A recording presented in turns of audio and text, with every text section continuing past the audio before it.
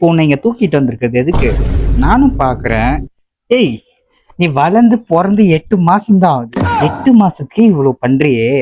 ஆ அந்த எக்ஸ்பிரஷன்ஸ் எல்லாம் பார்க்கும்போது உங்க அம்மா முன்னாடி ரொம்ப நடிக்கிற. உங்க அம்மாவே மிஞ்சிருவ போல இருக்கு.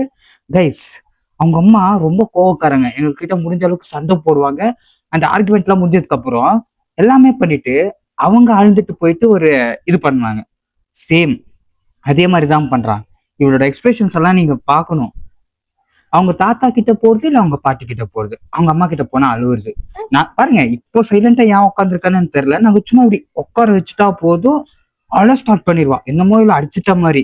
ஆனா இப்ப பாருங்க எப்படி உட்காந்துட்டு இருக்கா. என்ன இப்ப சுத்தி யாருமே இல்லை. இந்த எக்ஸ்பிரஷன் கொடுக்கறது பாரு, நல்லா எவ்வளோ எவ்வளோ ஆக்டர்ஸ பார்த்துட்டேன். இப்ப கூட பார்க்கலாம். என்ன ஆ பல்லே வரல உனக்கு இவ்வளோ இது. 8 மாசம் தான் பேபி. இன்னும் பேபி. நான் எல்லாத்தையும் பார்த்துட்டேன். என்ன திருட்டு மொழி. கைஸ், இவளோட எக்ஸ்பிரஷன்ஸ் எல்லாம் உங்களுக்கு தெரியாது.